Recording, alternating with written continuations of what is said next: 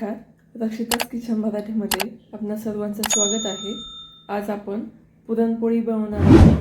त्यासाठी मी 1 वाटी हरभऱ्याची डाळ घेतली आहे. ती मी आता एका कुकरच्या डब्यामध्ये टाकून घेते आहे. ते मी स्वच्छ पाण्याने 2दा धुवून घेणार आहे. डाळ मी आता 2दा धुवून घेतलेली आहे. ते मी कुकरमध्ये लावणार आहे. मी कुकरमध्ये 1.5 ग्लास पाणी टाकलेले आहे. तर मी ह्या डाळीमध्ये 1.5 ग्लास पाणी टाकणार आहे.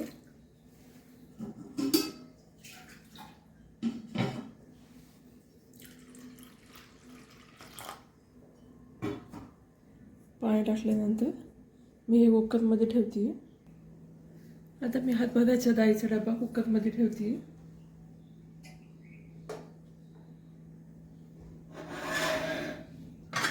आपण झाकण लावून घेणार आहोत.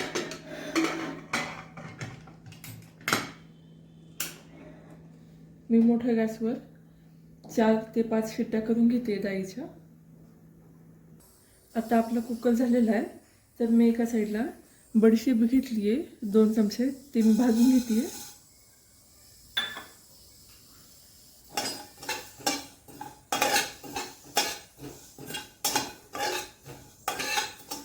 बडीशेप झाल्यानंतर मी 4 विलायची घेतली, ते पण टाकते त्यामध्ये.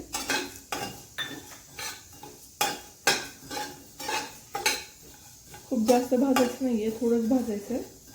गॅस बंद करते. आता मी हे दोन्ही मिक्सरमधून काढणार आहे.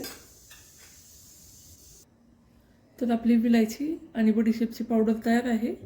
मी ही चाळून घेतली आहे आणि राहिलेलं जे सारण आहे ते आपण गुळणीमध्ये पण टाकू शकतो. तर आपण पुढच्या कृतीला वळूयात. तर मी पुरणाची चाळणी घेतलेली आहे. आपली डाळ शिजलेली आहे. त्याचं पाणी निथळण्यासाठी मी पुरणाच्या चाळणीत टाकते.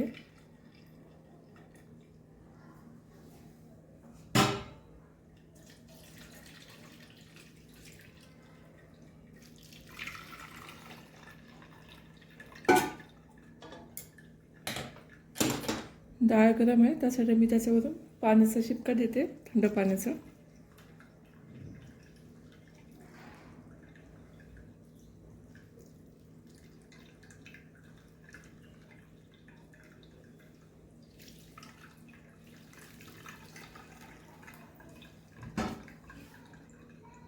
आता मी गॅस पेटवून घेतला आहे. तर मी आता पुरण करते. जी आपली शिजवलेली डाळ आहे ती कढईमध्ये टाकून घेते.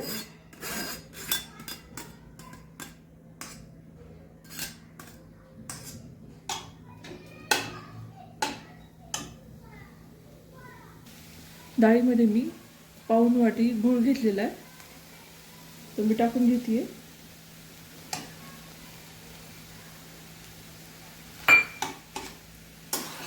तो आपण मिक्स करून घेणार आहोत. मी गॅस मोठाच ठेवला.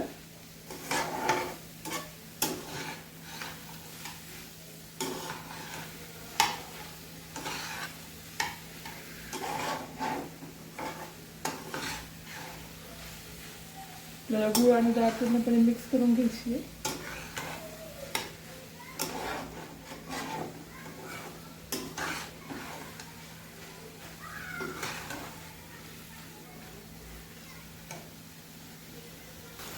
मी डाळीमध्ये एकदम थोडंसं मीठ टाकते.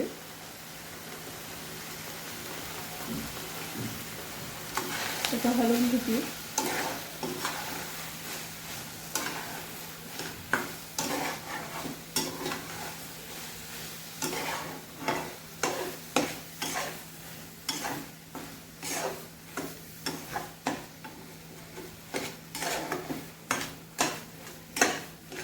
आपल्याला हलवत घ्यायचं जेणेकरून खाली डाळ लागत नाही. गोळामुळे डाळीला परत पाणी सुटतं. आपल्याला गूळ पूर्णपणे मिक्स करून घ्यायचा.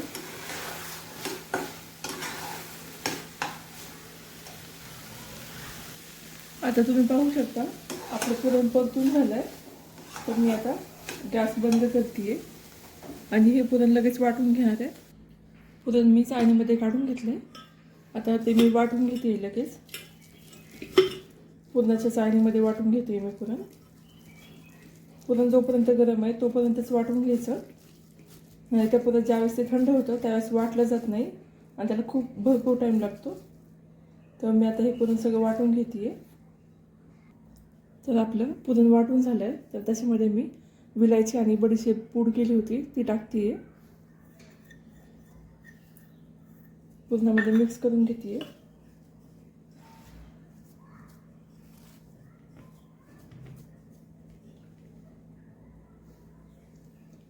पोळीला थोडासा कलर येण्यासाठी मी जिलेबी कलर टाकणार आहे.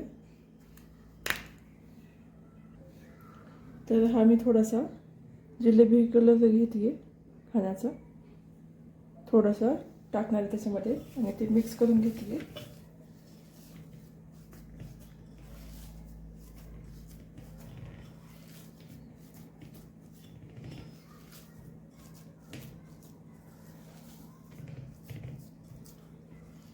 आता आपलं पुरण पूर्णपणे तयार आहे. आपण पुरणपोळी करायला घेऊया. तर पुरणामध्ये जायफळ सुद्धा घालतात. तर तुम्हाला हवं असेल तर तुम्ही घालू शकता. मी घातलेलं नाही आहे. आता आपण पुरणपोळी बनवणार आहोत. त्यासाठी मी पारी बनवून घेते. त्यामध्ये मी पुरण घेते. त्याच्यामध्ये बसेल एवढंच पुरण घ्यायचं आहे. कारण खूप जास्त पुरण टाकलं तर पोळी फुटते.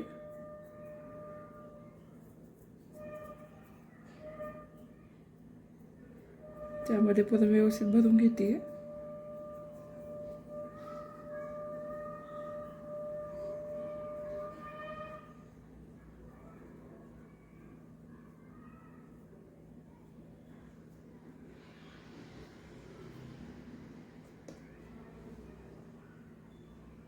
आता ह्याला आपण लाटून घेणार आहोत.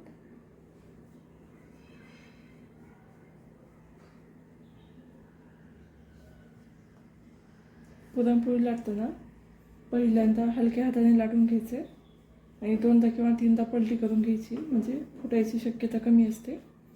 त्यानंतर हलक्या हाताने पूर्ण साईडने आपल्याला लाटून घ्यायची. नंतर परत दुसऱ्या साईडने पलटी करून लाटायची.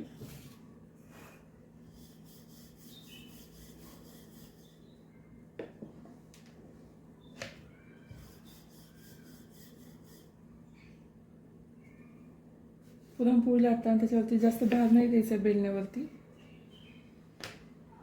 तर बाहेर पुरण निघायची शक्यता असते.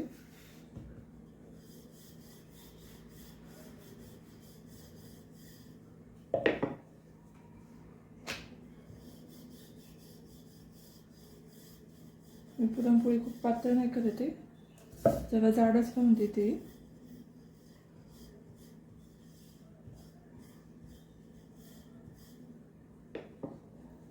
आता आपली पुरणपोळी लाटून तयार आहे. आपण ती भाजायला घेऊयात.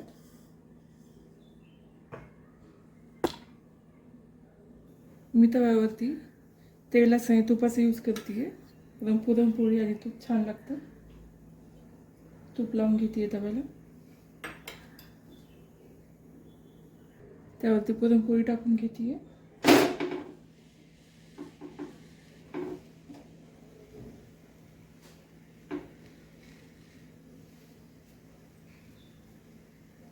आता मी पुरणपोळी दुसऱ्या साईडने पलटी करून घेते. शक्यतो पहिल्यांदा हातानेच पलटी करायची, कारण फर्स्ट टाइमला जर आपण उलटावं लावलं तर ते पोळीमध्ये अडकतं आणि पोळी चांगली फुगत नाही. आता मी पोळी पलटी करून घेतली आहे. गॅस बारीक केला आहे. त्याच्यावरती मी तूप घालून घेते.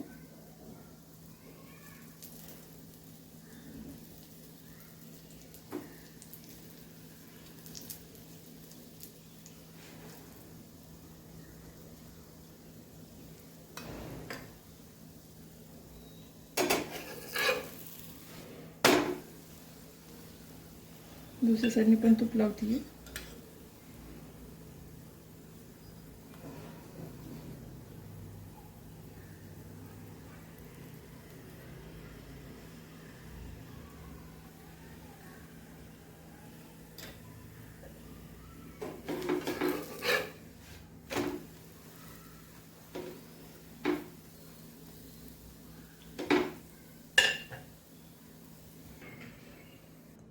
तर आपली पुरणपोळी तयार आहे. तुम्हाला पुरणपोळीची रेसिपी कशी वाटली ते मला कमेंट बॉक्समध्ये नक्की सांगा. व्हिडिओला लाईक आणि चॅनलला सबस्क्राईब करायला विसरू नका. थँक्यू.